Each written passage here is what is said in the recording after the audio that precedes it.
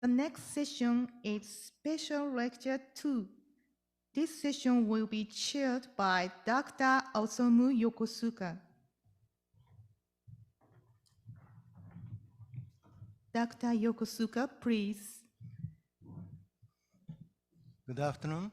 I'm Dr. Yokosuka from Chiba University, and I'm going to chair the special lecture 2 by Professor George Rao. I have some time, so I will introduce Professor George Rao. He graduated from Hong Kong University in 1987. He trained at Stanford University in 1992. He further trained under Roger Williams at King's College in London in 1998. He promoted to full clinical professor, assistant dean, and faculty of medicine, Hong Kong University in 2006. He founded and became chairman and consultant in gastroenterology and hepatology, humanity and health medical group, Hong Kong in 2009.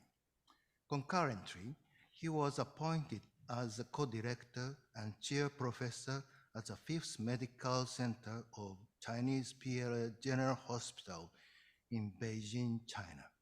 So he is flying between Beijing and Hong Kong frequently. And he was elected as 19th president of APASU in 2008. He contributed to APASU as a senior steering committee member. And he is the chairman of APASU HBV reactivation guidelines and other guidelines. And recently, he is very working hard for APASU as a moderator of APASU webinar, arranging many things. He published more than 300 original papers with a citation of 42,000, and his H-index is 95, surprisingly. He received many awards, including APASU Okuda Omata Distinguished Award. And today, he's going to talk about systemic therapy from hepatocellular carcinoma 2023 and beyond. He is a leading author of Himalaya study for SCC in 2022. Professor Rao, please. Thank you, Professor Yokosuka. May I have my slide? First of all, I would like to take this opportunity to thank Professor Yuno and also Professor Omatis and my Japanese colleagues on organizing this very important single topic conference under the title of APASO. The topics I'm going to discuss with you in the next 30 minutes is systemic therapy for hepatocellular carcinoma. This is a very important topic, and I think especially for the young people and generations, should spend some time on understanding how we can modify the management of hepatocellular carcinomas with systemic therapy. This shows the incidence of hepatocellular carcinomas according to the geographical regions and etiology. As you can see here, hepatocellular carcinoma is a very important health issue, a major cause of mortality, especially in the Asia-Pacific region. In countries like China, we account for around 40 to 45% of the world incidence of hepatocellular carcinomas, where most of them are related to chronic hepatitis B infections. In Japan, less so, but with hepatitis C infections. We now have antivirals to eradicate hepatitis C and also to control hepatitis B. But despite this, we are still seeing a lot of hepatocellular carcinoma. Being a practicing hepatologist in China, Hong Kong, Beijing, Shanghai, and Guangzhou, we are seeing lots of patients coming to our practice, asking for clinical help because of the occurrence of hepatocellular carcinoma.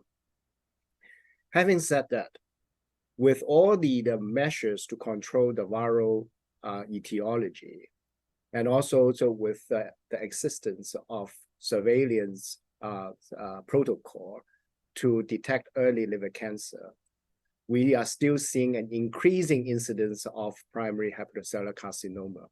And it is projected that hepatocellular carcinomas will increase to more than 900,000 by 2040. There are lots of reasons behind this, but suffice to say, we are going to see more and more hepatocellular carcinoma, and not less, in 2023 and beyond. We have been managing hepatocellular carcinomas, especially those which is unresectable, not available for the local regional therapy, as a physician for over 30 years. The management of hepatocellular carcinomas before 2008 falls into the disciplines of TAC, percutaneous ethanol injections, resections, and sometimes liver transplantations. However,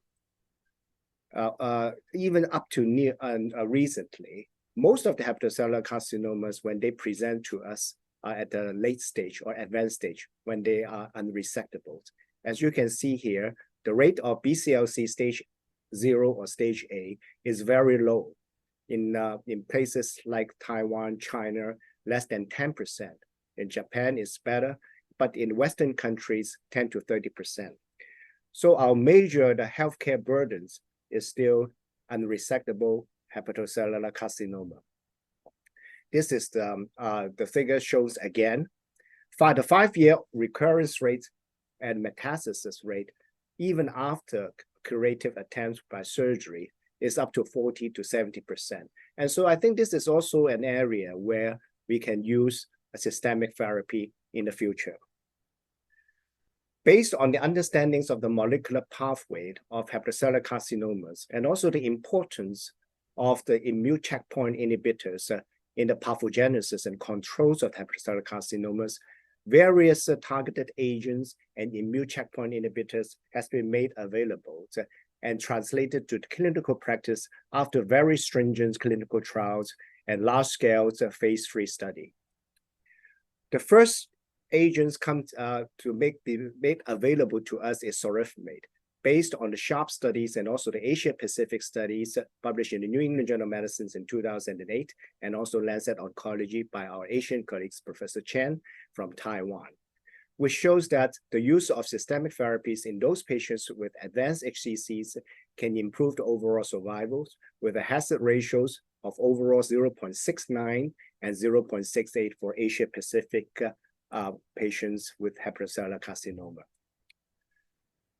So far, and recently, we have a few more studies which shows that based on phase 3 has become available as a first-line therapy. Notably, is the IMbrave 150, which demonstrate the beneficial effects of atezo and beaver in improving the overall survivals for those patients with unresectable HCC as compared with sorafenib. The absolute survival gains for overall survivals is 5.8, and the hazard ratios for the overall survivals improvements is 0.66. In another studies, which the term that reflect studies, which shows the LAN is not inferior to sorafenib. And therefore, based on these two studies, we now have until 2023, atezo, beaver, and also LAN made available as first-line therapy for patients with unresectable HCC. On the other hand, we also have various targeted therapies based on large-scale phase 3 studies and become available as a second-line therapy when the first-line therapy failed. Namely, the study Resource, Celestial, and Rich2, which allows us to use Rigo, Cabo, and Ramucirumab as a second-line therapy for those patients who have failed the first-line therapy, with an improvement with overall survival, the hazard ratios being 0.63, 0.76, and 0.69 respectively.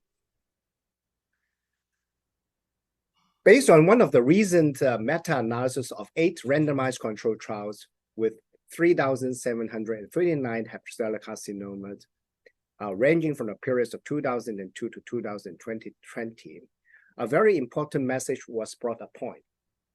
It has been shown that immune checkpoint inhibitor therapy, but not TKI or anti-VEGF therapies, are more effective in patients who has hepatocellular carcinomas related to viral hepatitis, especially hepatitis B. And I think this is a very important message because, as differed from the Western world, most of the hepatocellular carcinomas in Asia-Pacific region, especially China's, are related to hepatitis B. And therefore, they should respond much better to immune checkpoint inhibitors as the rest of the world. So what do we have from 2023, now it is in October, and beyond? I would like to present to you some of our exciting data generated from the recent phase 3 global studies, the Himalaya studies sponsored by AstraZeneca. Me, myself, was involved, and the concept behind is related to the discoveries of the importance of immune checkpoint inhibitors for cancer therapy. This has led to the award of Nobel Prize to James Allison and Dr. Honjo.